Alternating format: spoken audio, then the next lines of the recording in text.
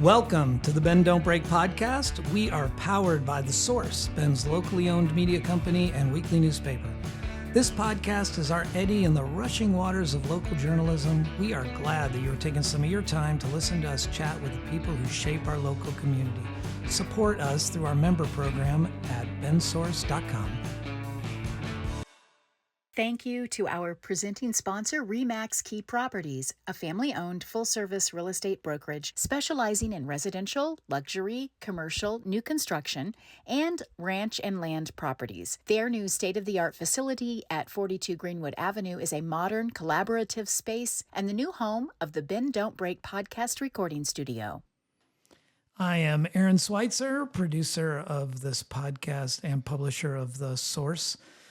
So glad you could make with us, listen to us today. We are supported by Crux Fermentation Project, Mountain Views Mountain Views and local brews.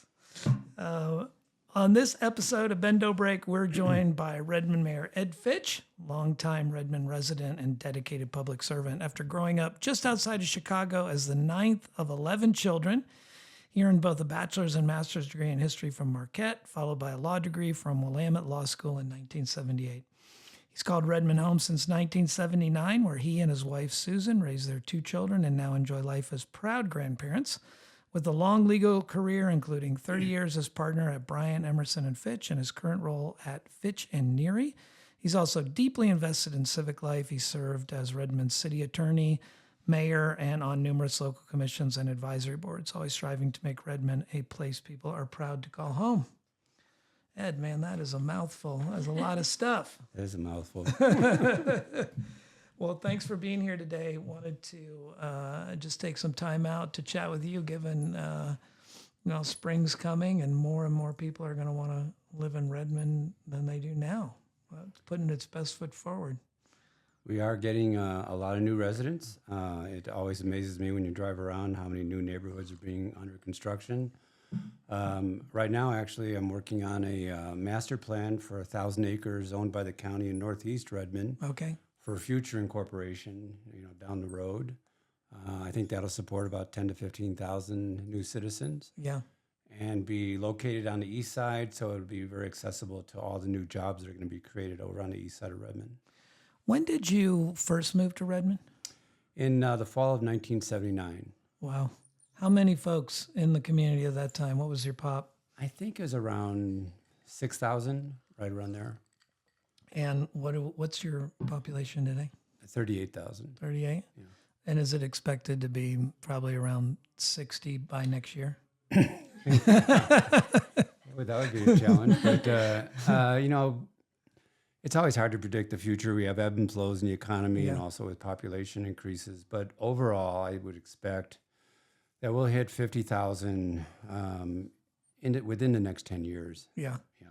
I mean, you're still the fastest growing, growing faster than Bend, are you not? Yeah, on a percentage basis, I think we're the second fastest in the state. Yeah. Who's leading? Wilsonville. Oh, wow. Yeah. Really? I just stopped in Wilsonville, and I hope we don't look like Wilsonville when this thing planes out. That would be 2 of us who would think that. Yeah. Moving into a community with 6,000 people. I mean, people might not think that's much of a difference, 6 to 38, but that's quite a lot of growth. I mean, It's not only a lot of growth in Redmond, and when you take out all that's occurring even around Redmond, Terrebonne, Eagle Crest, Brasada, Pronghorn, and a lot of different rural residential people, we're looking at a market of about 50 to 60,000 right now, just in the Redmond area, and you also include Crooked River Ranch. when I moved to Bend, we were sitting about it where Redmond is now at about a 38, but it just looked a lot different because there wasn't a lot of new construction at the time. I mean, that 38 had been in place for a while. In Redmond, I mean, you really can. I know you just said you're working on a development, but when you get there, you can see the development. You see they're large tracts up north, up above the Home Depot area towards Terrebonne and going towards east. I mean, people don't see that when they're cruising through, but you get off and you're confronted with it pretty quickly. Yeah, and obviously that growth brings a lot of challenges with it, particularly in the area of transportation. People who've been there for a long time, really, the congestion and the more traffic just is an issue.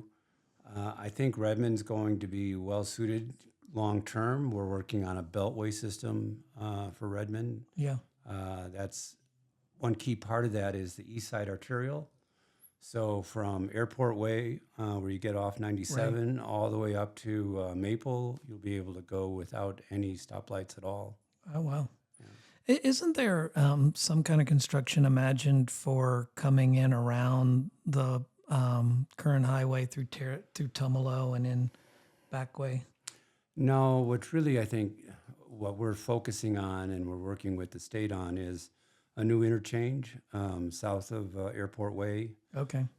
And what's driving that a lot is there's 775 acres of large lot industrial that the Department of State Lands owns south of Juniper Golf Course and south of the fairgrounds. And that's estimated over time to create about 8,000 jobs. And with all the other activity over there, the expansion of the fairgrounds, the airport, and a lot of new jobs just on the east side, there's going to be need for a second interchange. And that would link not Northeast or 19th Street, which runs by the fairgrounds right now. It'll extend south. And then on the west side, it'll link in with Helmholtz and Canal Boulevard. Wow. Yeah, that's a lot of change. 8,000 jobs. A lot of jobs. That's a lot of jobs. That's a lot of people. A lot of wives, a lot of kids. Yeah. I'm telling you, it could be, go quicker than we think. And that's why we're, right now working on that master plan for Northeast Redmond, because we aren't going to need it for maybe 10 years, but having it in place, particularly when you can take 1,000 acres owned by the public, that is the county, and really plan a city within a city up there, it's going to make a big difference. Yeah, I've commended Keith and the staff at the city on they've just done a great job of staying ahead and planning some kind of a model for and Chuck, you've got him doing his downtown, encouraging good growth in your central core, and they've just done a phenomenal job of staying ahead. And I think the key really is looking at it not 20 years ahead, but 40 years ahead. Yeah. And when you do that, certain systems will come into play that you want to preserve long term, so that you don't build where you want a road. Right. You don't shortchange a sewer or water line. And I think we're doing that more and more now, and I think it's going to pay dividends long term. With a lot of the growth has come cultural changes. I mean, your demographic is shifting quite a bit with a lot of the people from Bend and moving up there to teleworking and stuff. Those you can feel those pressures. I was at one of your city council meetings after you guys had gotten newly elected, and it's fiery up there. It was. Has it calmed down? It has calmed down a bit.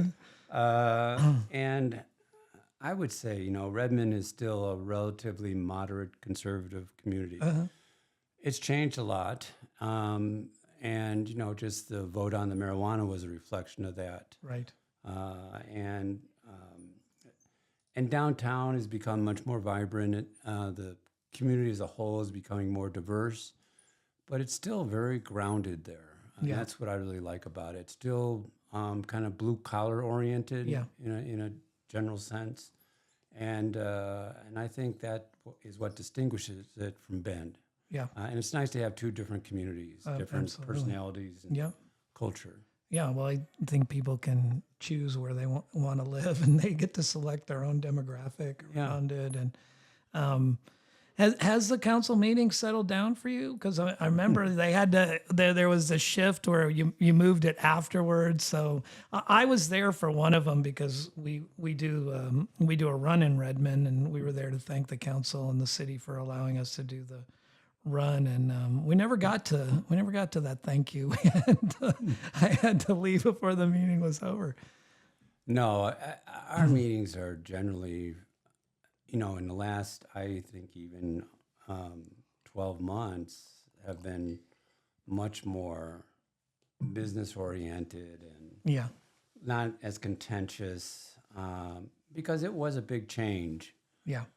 Was it now 3 years ago when basically a new council came in Right. and was not the red conservative council that was there before. And so there was quite a change. And I was elected by a minority vote. So kind of an easy target for some people to say, you don't have any authority to do anything. But now with the reelection and getting much more than a majority, it's really been a lot more smooth sailing. Yeah. What do you see as what do you like to work on? I mean, what are the now that those kind of contentious times are a little bit past, and you can do things for business you've been there a long time. Where do you put your focus? Water is a big issue. Yeah. Water and water conservation. I was going to get to that. You're out of water, right? I mean, Well, no. But water is a big one. Basically, long-range planning, particularly on transportation, is something near and dear to me. And those are the two that really get the juices going. Yeah. The other stuff is really just trying to manage the issues so that with a lot of input, you get the best outcome. Yeah. The issue with water is we do have a finite resource. The basin has undergone some level of stress in the last decade or so. Sure. And with future projections of climate change, I don't think that's going to get better. So I do think water conservation is going to be a key going forward.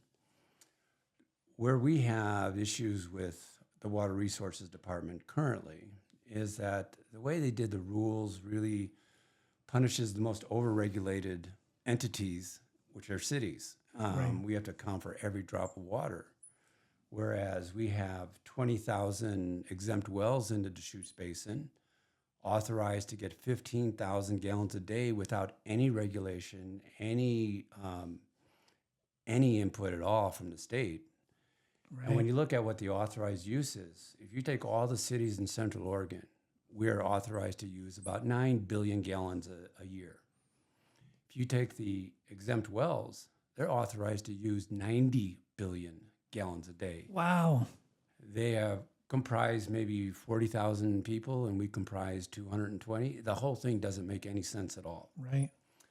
The other issue that I've talked to, but that's a 1801 law or something in place, right? it goes way back. And as I characterize it, some of this is from the horse and buggy day. Sure. Yeah. So we do need a new legal framework, policy framework on water for the next century. And one thing I've advocated, and I think the input I got from the Director of Water Resources, he agrees that municipalities should have some level of priority on getting water because we have the responsibility to accommodate growth under our whole land use system. That's really the bedrock of our socioeconomic situation in Oregon. Right. So if the cities are going to get some level of priority, what are the cities going to do? And that is, I think we have to have some metrics that are agreed upon that to implement water conservation toward. That is a per capita use Right. that makes a lot of sense, that encourages the best stewardship of water and in cities. Outside of cities, I do think we need to reassess the exempt wells. I do think that 15,000 gallons a day when cities use on an average per capita 172 gallons per day makes 0 sense.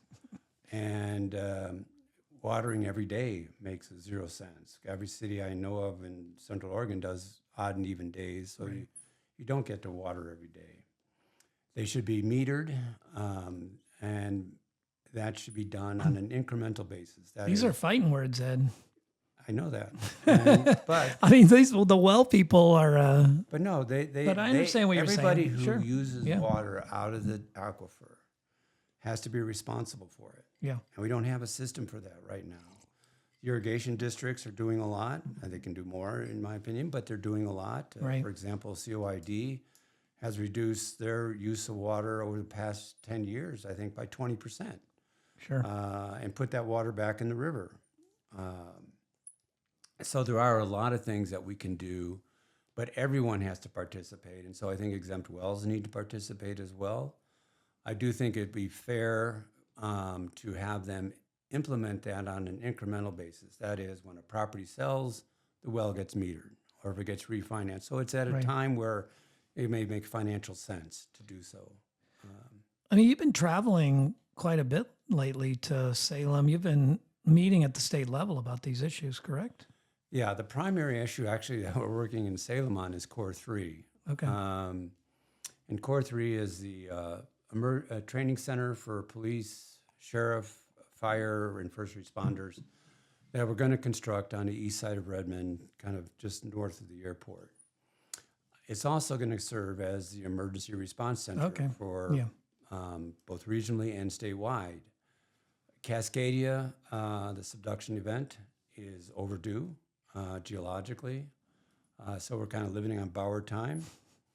Redmond has been designated by both FEMA and by the state as the primary relief center for the state when that occurs. Right. To do that effectively, we have three basic tools, two of which we already have. That is the fairgrounds, which by this time next year will be the second largest fairgrounds in the United States, which is really, every time I say that, it just sounds weird. Not if you've been out there and gotten the full tour. But you feel it. And then the airport, where we are putting $180 million into this year and next year on expansion. And then the third leg of that stool is the Core 3 Emergency Response Center. So there's a bill in the legislature right now to allocate $20 million toward that building.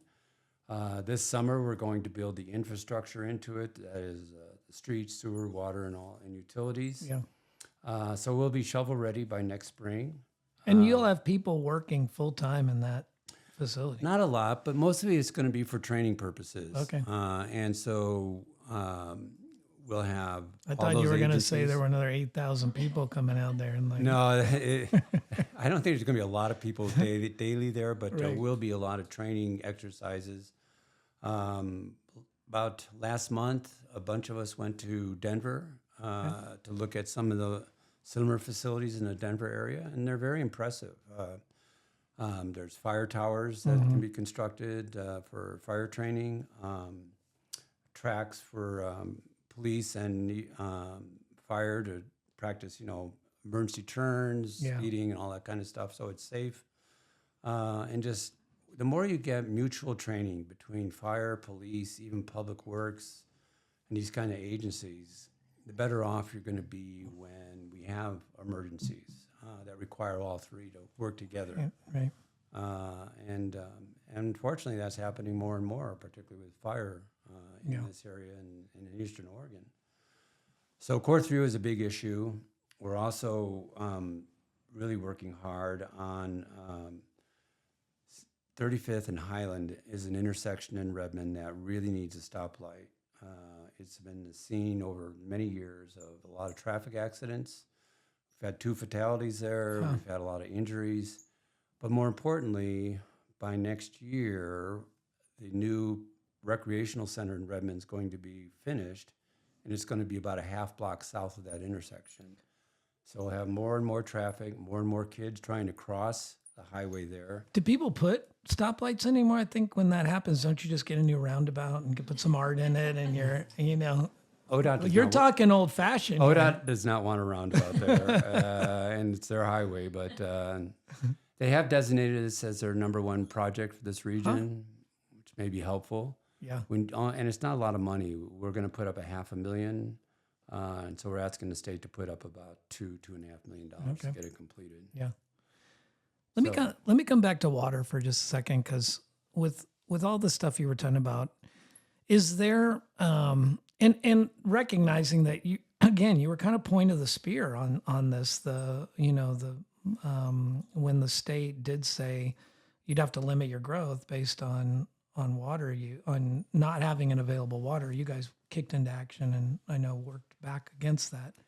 So that's the problem, is we can't limit the growth. Exactly. And So what happens is you have a finite supply and a growing demand. And whenever demand gets out of sync with supply, the price goes higher.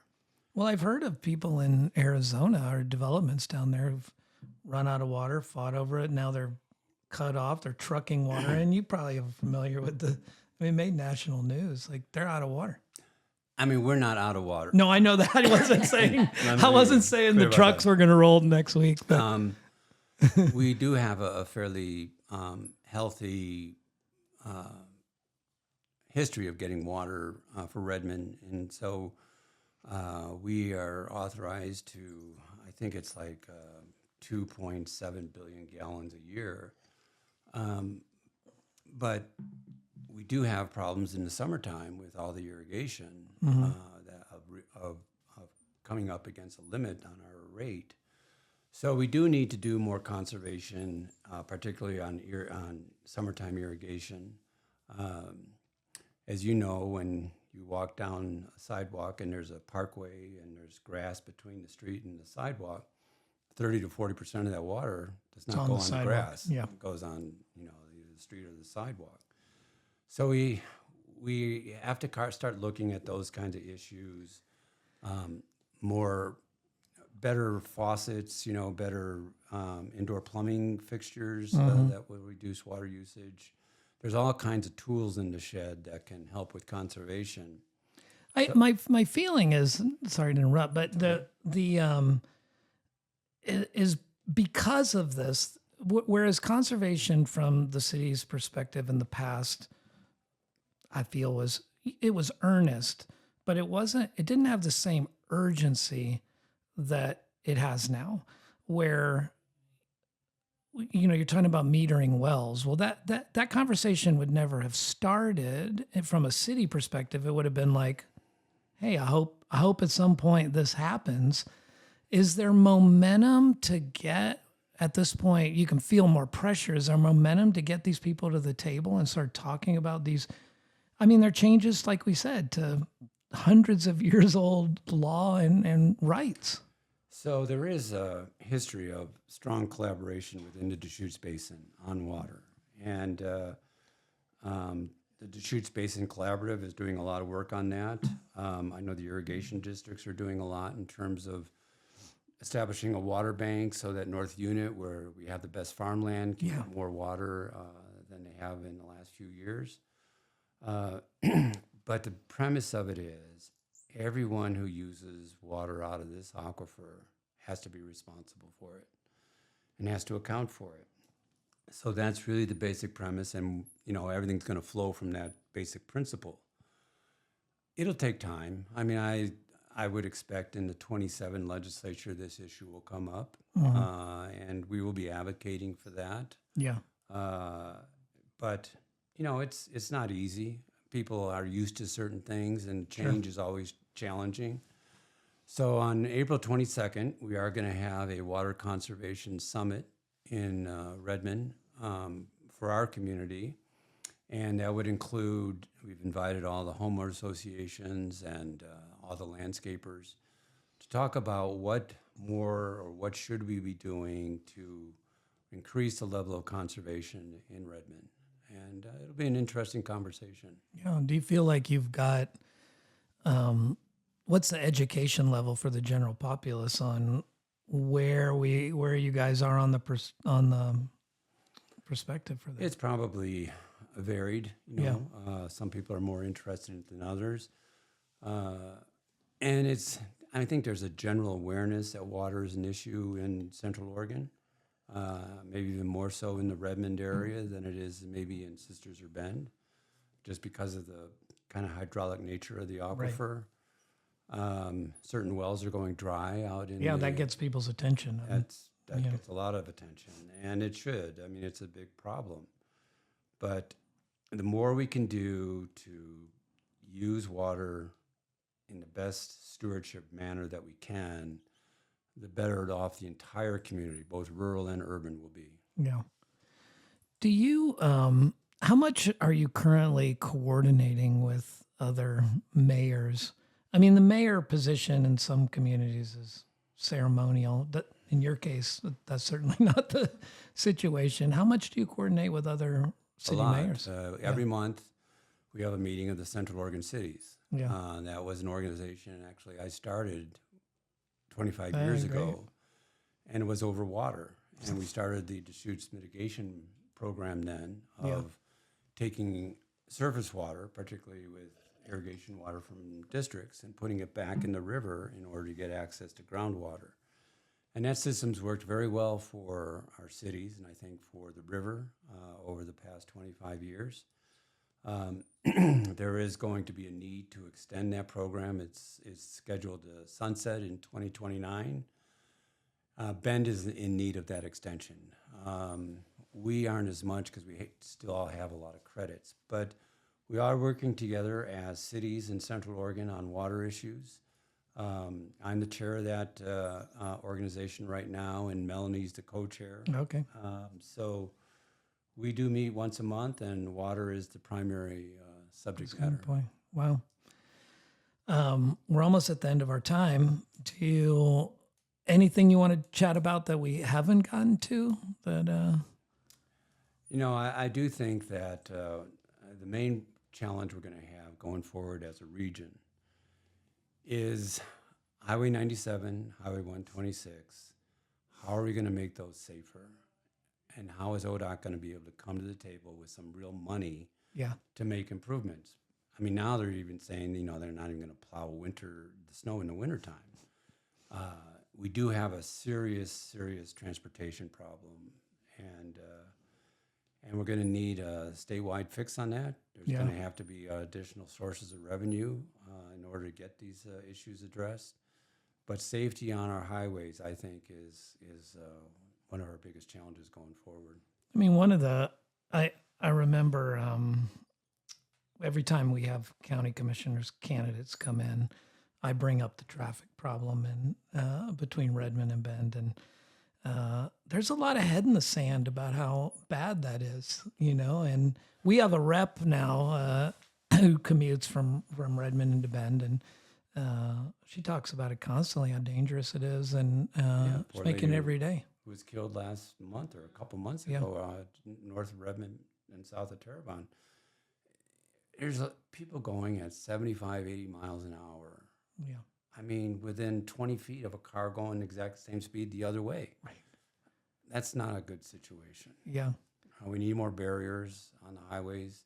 We need some more four laning, like between Prineville and Redmond, between Madras and Redmond, and probably toward the south, Yeah. which is a very dangerous area near Lapine. So I think that's a really huge challenge going forward.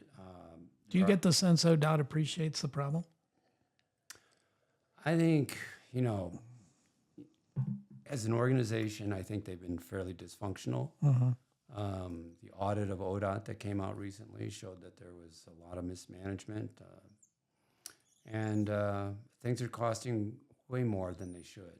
Yeah, And it needs to be better managed, and there needs to be more accountability. yeah.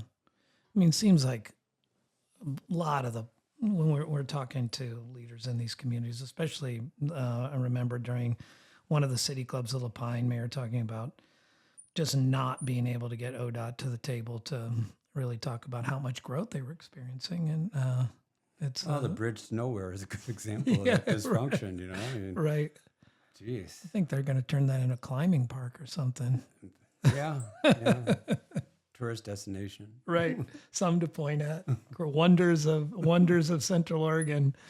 Well, Ed, thanks for taking some time out and chatting with us today. Anything you'd like to say to viewers or listeners before we part?